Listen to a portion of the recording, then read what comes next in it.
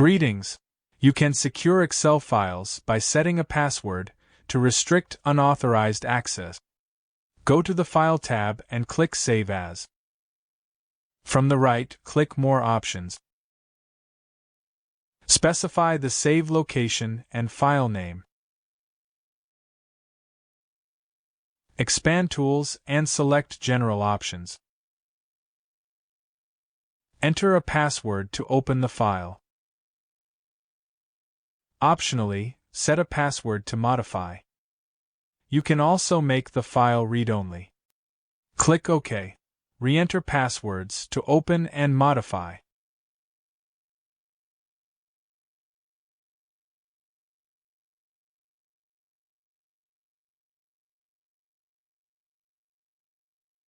Finally, click Save.